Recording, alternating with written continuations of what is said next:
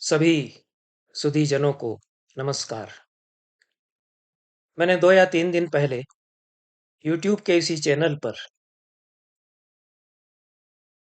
आधुनिक भारत की सारस्वत साधना शीर्षक से एक वक्तव्य प्रस्तुत किया था, जिसमें मैंने आधुनिक भारत की विभूतियों में तारानाथ तर्कवाचस्पति के विलक्षण कर्तृत्व की कुछ चर्चा की थी।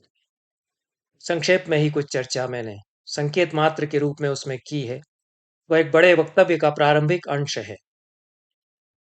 तारानाथ तर्कवाचस्पति का जो महनीय कार्य है, उस पर मैं आगे कभी चर्चा करूंगा। अकेले तारानाथ तर्कवाचस्पति ने वाचस्पत्यम जैसा विश्वकोश संस्कृत में अपने बूते पर बनाया। 5,500 पृष्ठों में बड़े आकार में बारीक प्रिंट में छपा हुआ यह कोश, विश्वकोश संस्कृत का, अभी भी उपयोगी बना हुआ है, क्योंकि व्याकरण के उद्भट विद्वान होने के कारण अनेक शब्दों की जो व्युत्पत्तियां तारानाथ तर्कवाचस्पति बताते हैं, वे अन्य कोशों में उपलब्ध नहीं होती हैं।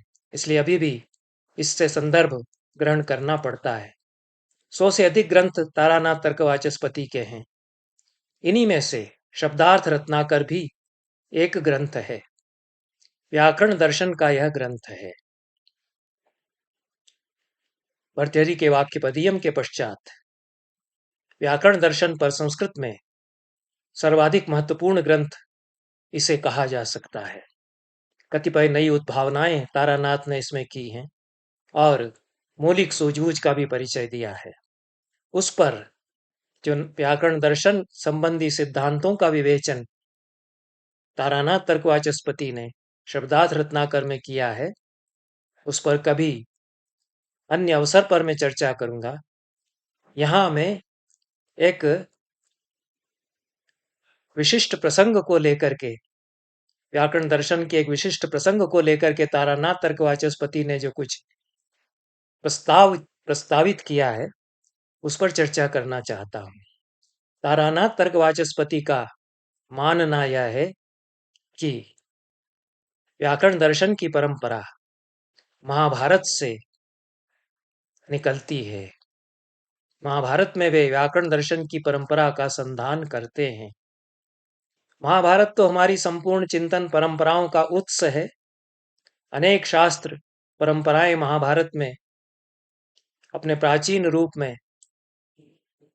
विवेचित की गई है। चार्वाक दर्शन के बड़े विचारक महाभारत में आते हैं।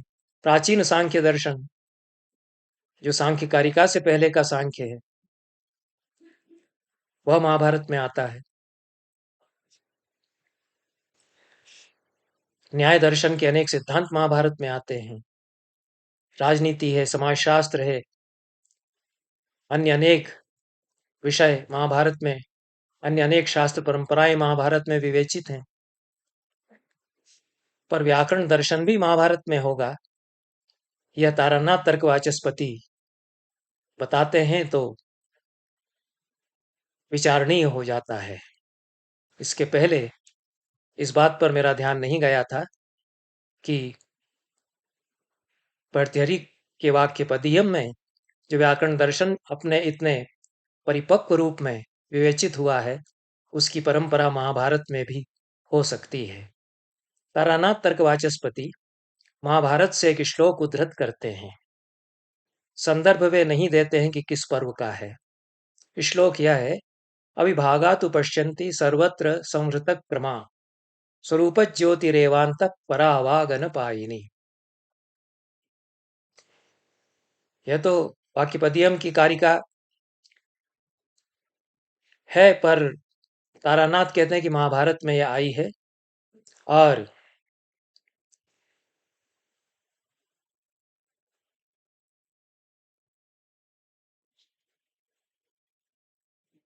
तारानाथ तर्कवाचस्पति के शब्दार्थ रत्नाकर पर एक विदेशी विद्वान ने शोध कार्य किया है, पूना विश्वविद्यालय से पीएचडी के लिए। जो पराचट्टील CMI, ये उनका नाम है। शोध प्रबंध भी उनका प्रकाशित है। उन्होंने अश्वमेध पर्व में यह श्लोक आता है ऐसा बताया है, पर अश्वमेध पर्व में भी संधान करने पर मुझे यह श्लोक नहीं मिला। पर वाक्यपदीयम के एक टीकाकार पुण्यराज ने वाक्यपदीयम की अपनी टीका में महाभारत से एक श्लोक उद्धृत किया है, जिसका श्लोकार्ध वही है जो तारानाथ तर्कवाचस्पति उद्धृत करते हैं।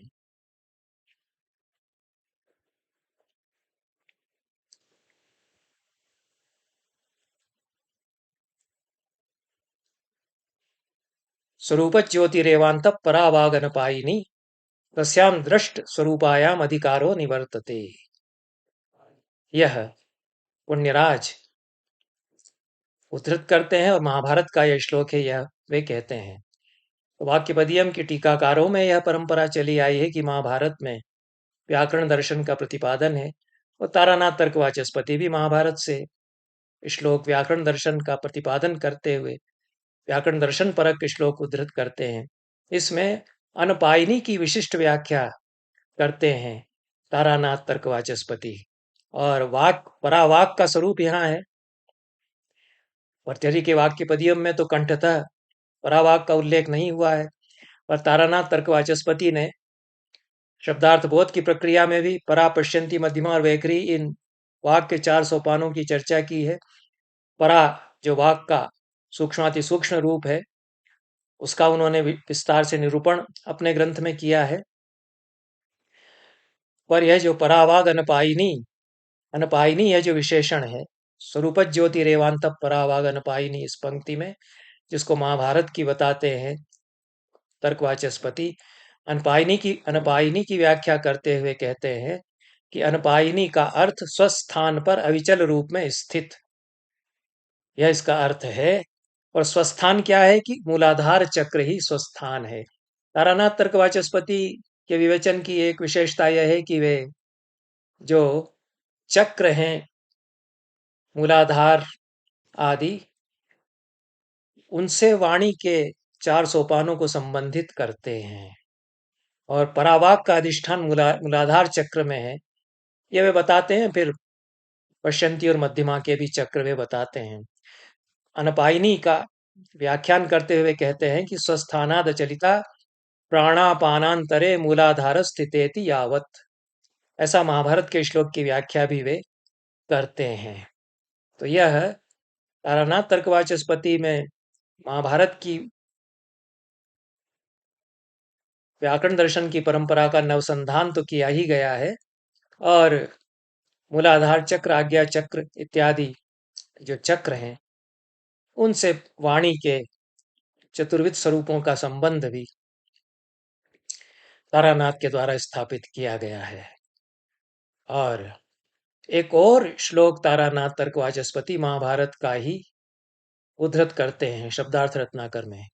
अनादि निधना नित्या वाग उत्सृष्टा स्वयं भुवा, अनादि निधना नित्या वाग उत्सृष्टा स्वयं भुवा, आदौ वेदमयी दिव्या यतः सर्वा प्रवृत्तयः। यह